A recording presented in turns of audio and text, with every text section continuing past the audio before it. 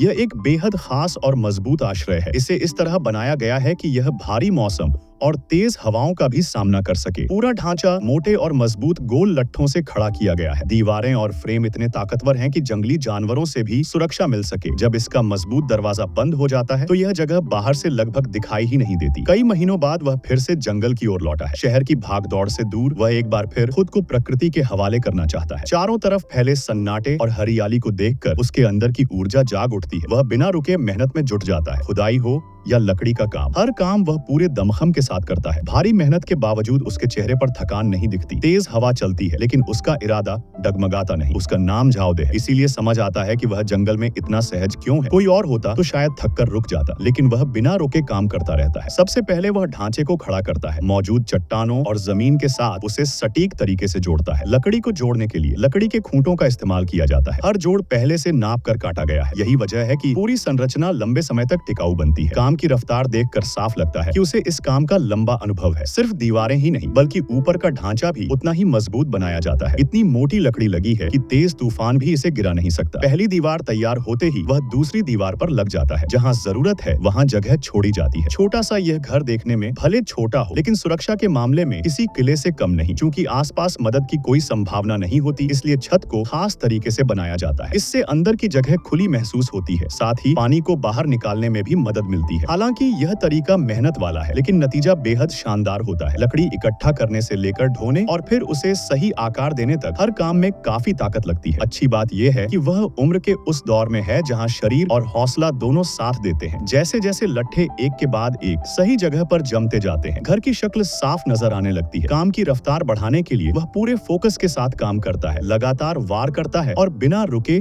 आगे बढ़ता रहता है। लकड़ी को काटना सबसे कठिन कामों में से एक होता है। इसमें धैर्य के साथ साथ ताकत की भी जरूरत होती है। हर टुकड़ा सही नाप में काटा जाता है ताकि फर्श मजबूत और बराबर बने। लकड़ियों को एक के ऊपर एक जमाने की तकनीक न सिर्फ पानी से बचाव बढ़ाती है बल्कि घर को देखने में भी ज्यादा सुंदर बना देती है। समय कैसे गुजर जाता है इसका एहसास तक नहीं होता।